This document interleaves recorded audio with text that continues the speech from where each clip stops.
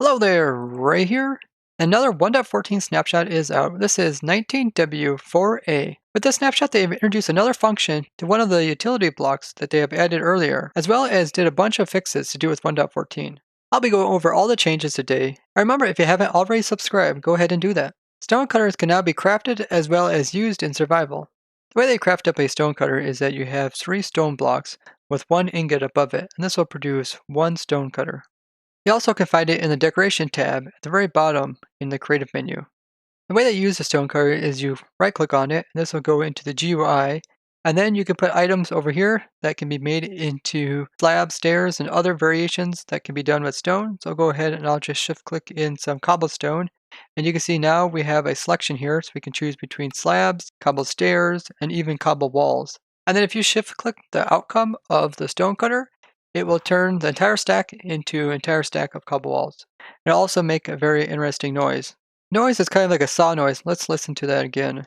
I also heard like a cracking of a block at the end of it.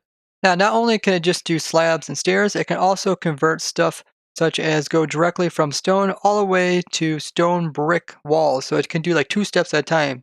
So normally you'd have to craft this into stone bricks, then turn those stone bricks into like a stone wall. You can also see we can go directly into some chiseled blocks as well. So it makes it really nice to do multiple different crafting with a single click. So if I go ahead and choose a wall and just shift click all the walls, you can see I just converted all those stone directly into stone brick walls and just avoided all the extra crafting. Now currently it doesn't work with smooth stone. As you see, I put it in there. Even if I try to shift click it in there, it won't go in there, but you can still go ahead and craft smooth stone slabs in the crafting table like this. It also seems to be a bug to do with normal crafting. Like if I go ahead and click on these mossy slabs, you see that it just puts in 1 block. Kind of thinks it's something like the Stonecutter over here. What it should do is spread them all the way across. So if I just go ahead and spread these across, you see it does work, but for some reason it doesn't work when I click there. And you can still do the old crafting, such I can make these chiseled stone bricks just by putting 2 stone bricks on top of each other instead of using the Stonecutter over here.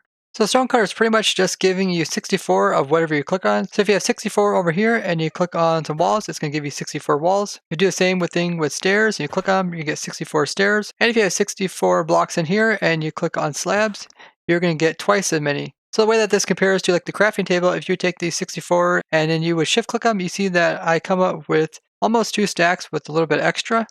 And if you do this with stairs, you see that we only end up with 40 and some extra. And if I convert these over into stone bricks and then convert those into walls, you see I'm going to end up with 60 and some extra. So Stonecutter is really useful, especially in stairs. You also gain a little bit with the stone walls. And the stone slabs, you also just gain a little bit as well. This is very useful for items such as bricks, which use clay, which is a non-renewable resource in Minecraft. So you want to really make sure you get the most out of them when you're converting them into stairs. So definitely be sure to use the new Stonecutter when making stairs out of bricks. So Stonecutter can work with all types of stone, as well as prismarine, bricks, purple blocks, nether bricks, quartz, endstone bricks, sandstone, the 1.8 stone bricks, but it doesn't work with any types of wood. So if I click wood in there, you see there's no outcome. It also doesn't work with the petrified wood, which also kind of acts like a stone slab. Now, a Stonecutter isn't a block entity, meaning it doesn't keep whatever is inside of it. So if I would put some stone in here and then I would leave, it's not going to keep it inside of any type of inventory on here. It will automatically put it back inside my hotbar down here. Similar to that, like of a crafting table, you put something into it, then you leave it, it's just going to put it back inside your inventory. This means it doesn't work with like hoppers or hoppers trying to pull stuff out. None of that will work. But it does mean that it should be able to be pushed as well as pulled. And it looks like that is so. Similar to that, like a crafting table. Now, do you think with this big blade that's rotating on top of it that if you stood on top of this in survival, you take some damage? But no, you don't. But that would be kind of a cool way to make some kind of mob trap if that would do some damage to mobs. Now, you can no longer stick levers on top as well as the sides of the Stonecutter, but you can still stick levers on the bottom if you want to. Similar to that of like a bottom slab. They also fixed quite a few bugs in this snapshot, some of which we just ran into during our Twitch stream last night. One of them was that if you would accidentally put in the wrong entity to do with summoning commands, it would summon in a pig. We ended up having a zombie riding a pig riding a chicken instead of just having a zombie riding a chicken. They also fixed a bug to do with add entity type not autofilling.